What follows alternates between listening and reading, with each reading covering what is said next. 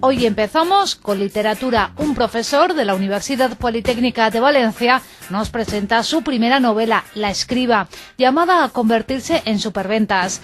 También conoceremos la manera de salvar una vida ante una parada cardíaca. Veremos los cortos medioambientales de los alumnos de la Escola d'Estiu y seguimos con las entrevistas a los directores de centros. Hoy con Vicente Esteban Chapapría. ¡Empezamos! Ambición, poder, conspiración y muerte, donde nada es lo que parece. Es la carta de presentación de La Escriba, la novela que hoy nos viene a presentar Antonio Garrido, profesor de la Universidad Politécnica de Valencia, en concreto de diseño de automóviles en el máster de styling y también, por supuesto, escritor. Bienvenido, Antonio, muchas gracias. Nos has traído aquí todo el... ¿Cómo se nota lo del diseño? Hemos venido acompañados aquí con un poco de atrezo. Encantado de estar con vosotros. Sí, sí, nos has puesto un set que yo creo que te vamos a contratar también para, bueno, para en general todas las entrevistas. Bueno, ya en serio, Alemania, año 799, un manuscrito secreto y la desaparición del escriba encargado de traducirlo, Georgias. Su hija Teresa, la aprendiza de escriba, es la encargada de descubrir qué ha pasado.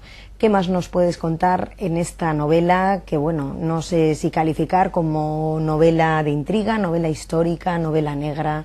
Cuéntanos, Antonio. Bueno, pues es una trepidante novela de aventuras y de intriga que está ambientada en los albores de la Edad Media, ¿no? Y que, como bien has dicho, pues arranca con la protagonista, que es Teresa, la hija de un escriba, que se ve envuelta en una trama de ambición y de poder como consecuencia de la desaparición de su padre, quien está trabajando en un valioso documento bajo las órdenes de Carlomagno, un documento de que finalmente dependerá el futuro de la cristiandad, ¿no? Y que es un documento verídico, es decir, está inspirada en un hecho real. En cuanto a cómo calificarla, pues es que es una mezcla de todo. Tiene aventura, tiene intriga, tiene thriller, ¿no? Y luego también pues tiene episodios entrañables del día a día de los personajes. En ocasiones me han dicho que esta novela podría gustar a muchísima gente porque cada uno encuentra algo en lo que verse reflejado, ¿no? Pues a uno les encanta la parte de intriga que hay y a otros pues la parte de los valores personales que se ven reflejados. ¿Cómo es Teresa? ¿Cómo la describirías? ¿Cómo está en tu imaginación? Y bueno, centrarnos un poco más, pues cuál es su edad, cuál es su personalidad. Pues Teresa, en el momento de la novela, ha cumplido 21 años. Es una joven que viene de Bizancio, junto con su padre han emigrado a Alemania y ha recibido una cultura vasta debido a la posición social primero de su padre y luego también al conocimiento, y ha heredado el amor por los libros. Sin embargo, vive en una época difícil y complicada que tenía reservada a las mujeres solamente papeles secundarios en la casa, a las órdenes del marido y trabajando muy duramente en los campos, ¿no? Ella no se resigna al papel que por lo visto tiene que aceptar, y tiene un carácter tozudo, tiene un carácter independiente, y sin embargo no se puede enfrentar a la vida social de una manera digamos en las que puede resolver todos los problemas así como así, ¿no? Ella es un personaje en medio de la Edad Media, es una época muy difícil y entonces deberá luchar con toda su fuerza para conseguir lo que es su ansia, que es el conocimiento, que es el saber. Y de alguna manera no era habitual que en aquella época, en la Edad Media, una mujer fuera escriba, ¿no? No era habitual. Lo habitual era, como hemos comentado antes, que pariera muchos hijos y en alguno de ellos, en alguno de esos partos muriera. Y la verdad es que era una vida pues deplorable casi, ¿no? Lo cierto es que ellas estaban acostumbradas y también lo ves en culturas actuales, que depende de lo que recibas, a lo que estás acostumbrado, pues es como vives, ¿no? Sin embargo, ella, como te comento, proviene de una cultura diferente y por eso no se resigna. No era habitual, pero en tiempos de Carlomagno él intenta que haya un florecimiento cultural a través de Alcuino de York, el primer ministro de Cultura, y funda la Escuela Palatina, y en esa Escuela Palatina por primera vez entran mujeres, ¿no? O sea que él ya propicia el que la mujer tenga acceso al saber. No era habitual, pero era posible, ¿no? Y de hecho, en alguna ocasión, si tenemos más tiempo para comentarlo, pues hay ejemplos en esta época de mujeres que fueron muy conocidas dentro del ámbito cultural. Alcuino de York, que has nombrado, también juega un papel importante en la novela, ¿no? Sí, Alcuino de York es un personaje histórico, es real. Es real. Es real. Carlomagno lo conoce en Pavía, en Italia, y queda impresionado por sus conocimientos, por su sabiduría, y le pide que le acompañe a la corte, a Aquisgrán, y se revela como un personaje fundamental en la construcción de Europa, en el resurgimiento de la cultura, ¿no? Y en la novela yo aprovecho un poco su sabiduría y su conocimiento para dotarlo de un aire detectivesco, y nos va a ayudar, acompañando a Teresa, a resolver toda esta trama de intriga que hay entre Oriente y Occidente. ¿Qué otros personajes históricos reales aparecen en La Escriba?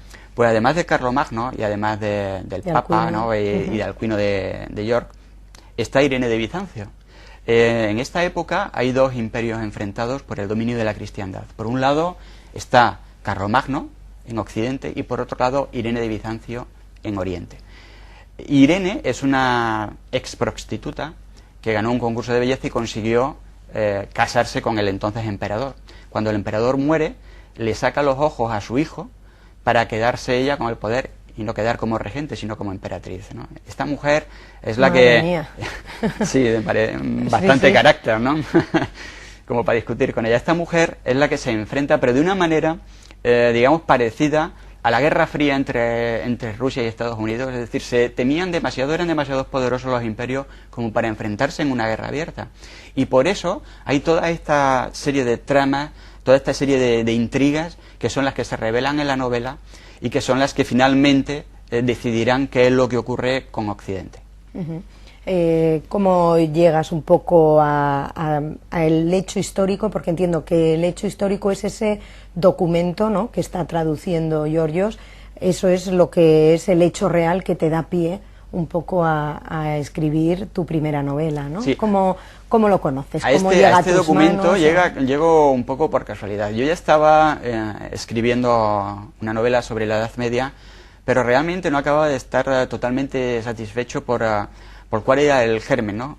Entonces, bueno, no llevaba mucho, llevaba un capítulo, tenía muchísima documentación y en uno de mis viajes a Alemania conocí a una persona que estaba doctorándose en Carlomagno en esta época, ¿no? Y concretamente su tesis versaba sobre la donación de Constantino.